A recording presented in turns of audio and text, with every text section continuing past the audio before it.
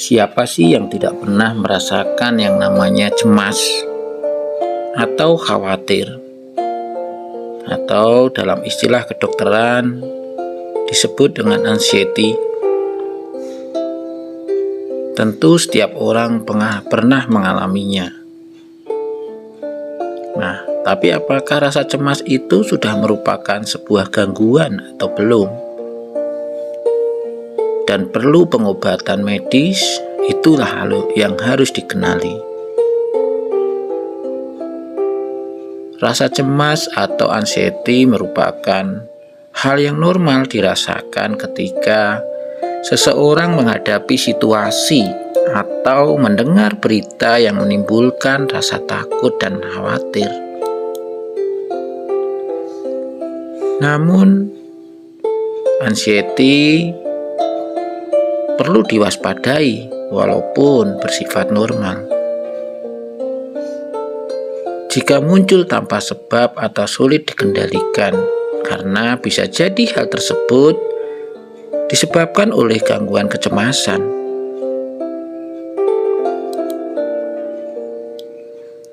Sedangkan gangguan kecemasan dan anxiety tidaklah sama. Rasa cemas terbilang normal apabila masih terkendali dan hilang setelah faktor pemicu munculnya rasa cemas teratasi. Misalnya saja, kamu merasa cemas. Kemudian kamu menemui seseorang dan mencoba menceritakan apa yang membuat ketidaknyamanan atau hal-hal yang membuat Anda cemas. Kemudian rasa kecemasan itu mulai berkurang dan hilang setelah mendapatkan saran, nasihat, ataupun penjelasan dari orang di sekitar kamu. Nah, itulah yang dinamakan dengan anxiety.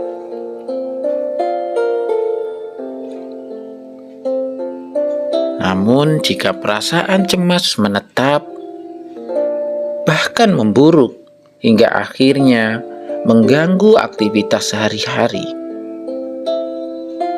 tentu kondisi tersebut dapat dikatakan sebagai gangguan kecemasan atau anxiety disorder. Nah, apa sih sebenarnya gejala-gejala yang dirasakan kamu ketika mengalami anxiety atau cemas? Setiap orang dapat merasa cemas ketika hendak menghadapi atau sedang berada dalam situasi yang dirasakan mengancam atau menakutkan.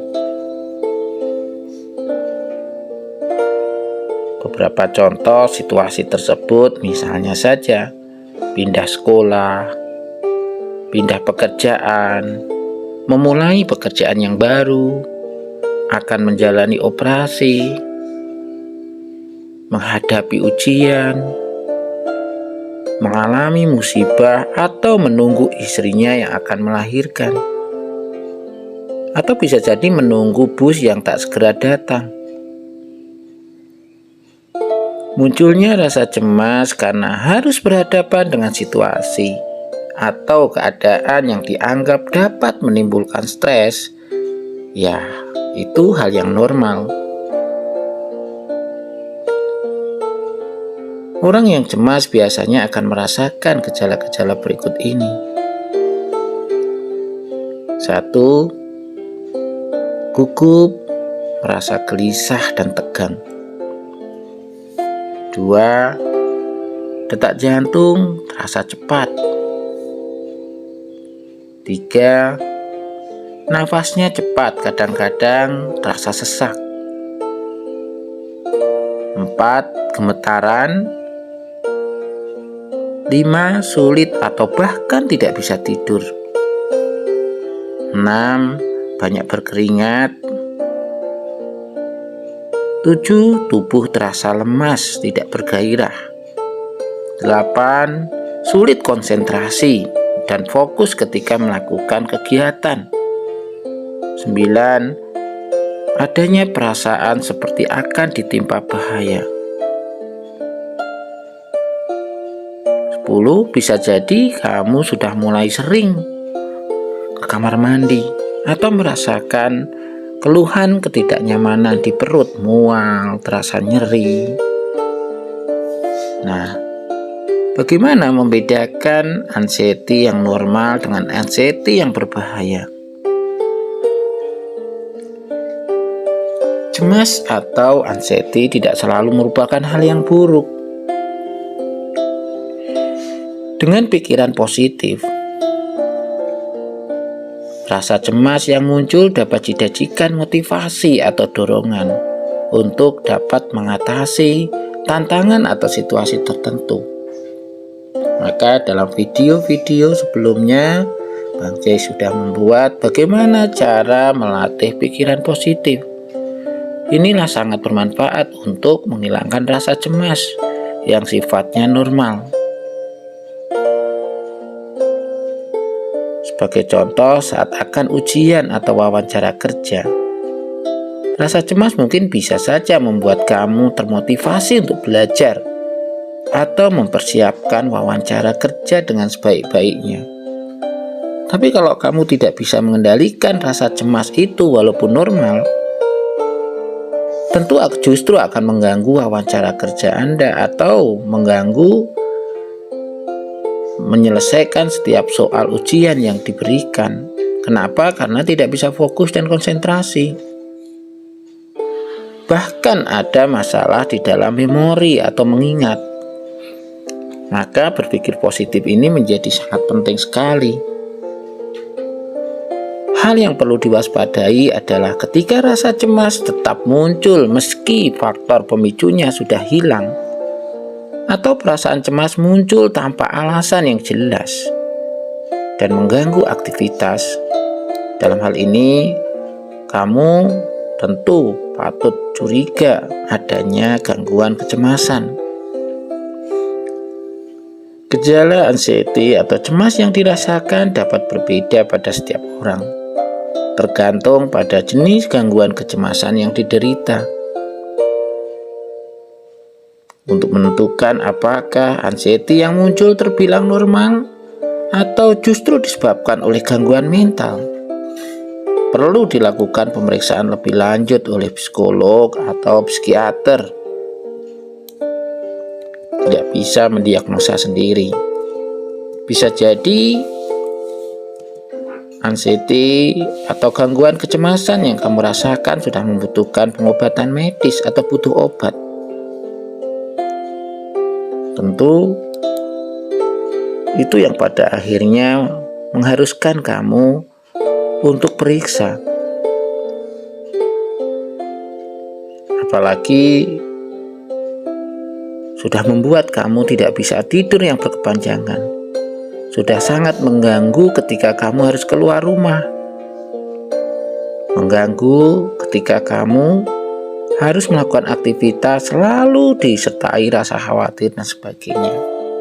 Bahkan sudah muncul perilaku-perilaku yang tidak tepat, tindakan-tindakan yang aneh yang tidak tepat akibat dari kecemasan tersebut. Nah, ada beberapa jenis anxiety yang perlu kamu ketahui. Cuma masalahnya, masyarakat awam mengenalnya dari perilakunya, bukan dari apa yang dirasakan. Awalnya perilakunya tampak aneh. Setelah ditelusuri, ternyata berawal dari adanya kecemasan dalam diri kamu, dalam diri orang tersebut.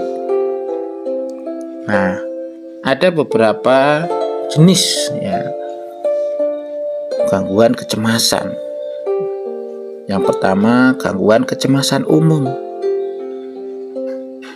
atau generalized anxiety disorder. Ini tentu seseorang yang menderita gangguan kecemasan umum bisa merasa khawatir atau rasa cemas yang berlebihan secara terus-menerus terhadap berbagai hal. mulai pekerjaan, kesehatan, hingga hal-hal yang sederhana dan wajar terjadi sehari-hari, seperti berinteraksi dengan orang lain. Jadi kalau ada orang merasa cemas, khawatir ketika hendak menemui orang lain atau keluar rumah, jangan-jangan itu dia mengalami kecemasan umum. Anxiety yang muncul akibat gangguan kecemasan umum ini bisa dirasakan setiap hari dan cenderung menetap hingga lebih dari 6 bulan. Akibatnya, penderita gangguan kecemasan ini tentu akan menjadi sulit menjalani aktivitas dan pekerjaan sehari-hari. Selain munculnya rasa cemas yang mengganggu, biasanya orang yang menderita gangguan kecemasan umum juga dapat merasakan yang namanya cepat lelah, tegang, mual, sakit kepala, dan sulit berkonsentrasi, terasa sesak dan sulit tidur. Yang kedua, fobia. Fobia ini merupakan jenis gangguan anxiety yang membuat penderitanya memiliki rasa takut yang berlebihan dan cenderung tidak rasional terhadap suatu benda, binatang, atau situasi tertentu. Orang-orang yang memiliki fobia bisa mengalami serangan panik atau rasa takut yang hebat ketika melihat sesuatu atau berada di tempat yang menjadi pemicu fobia.